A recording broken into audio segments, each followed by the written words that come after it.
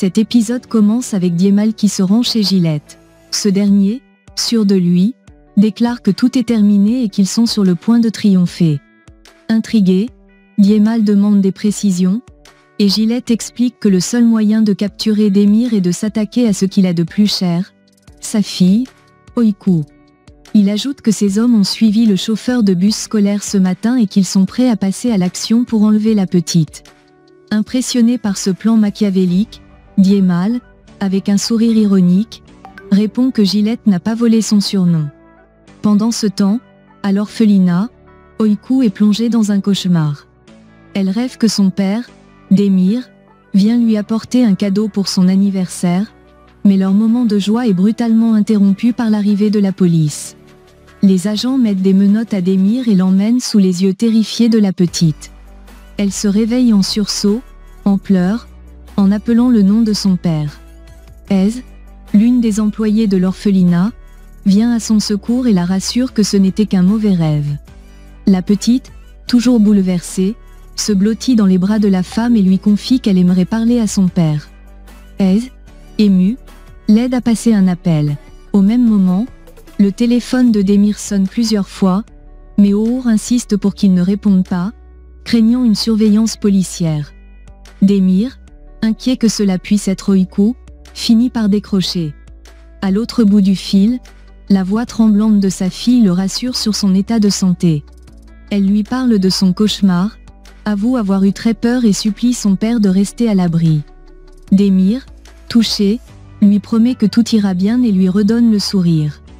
Oiku veut lui parler de Diemal, mais l'appel est coupé à cause d'un manque de crédit.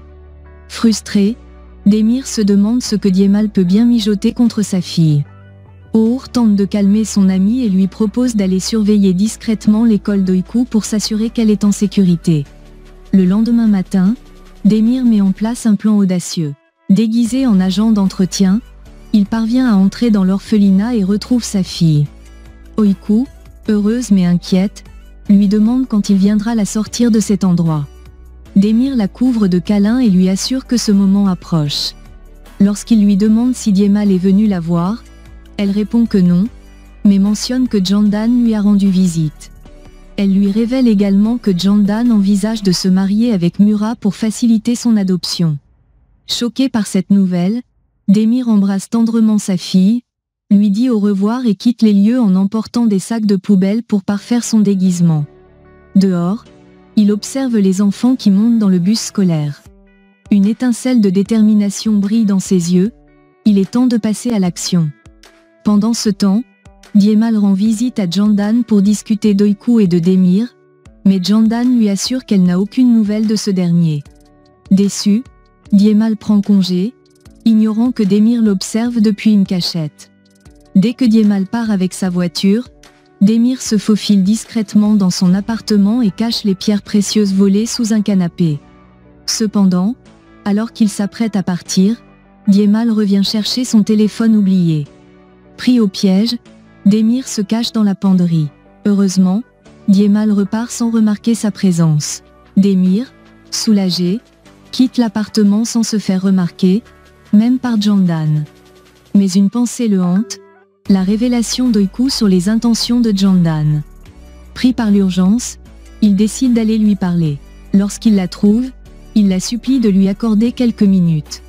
Avec une sincérité désarmante, il lui avoue qu'il est amoureux d'elle depuis le jour où il l'a rencontrée dans le restaurant.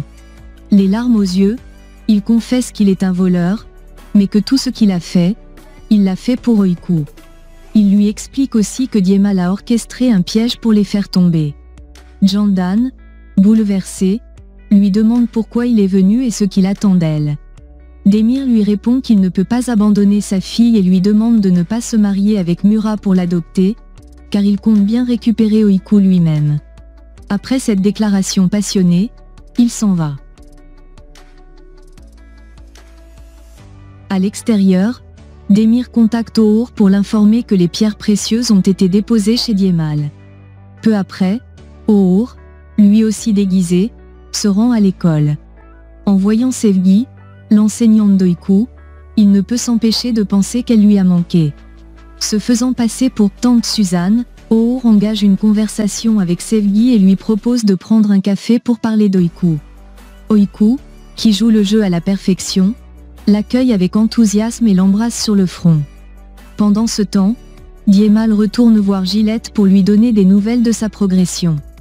Parallèlement, Demir, déguisé à nouveau en agent d'entretien, retourne dans la chambre d'Oiku à l'orphelinat. Il cherche son lit et le trouve grâce à son nounours et à son journal intime.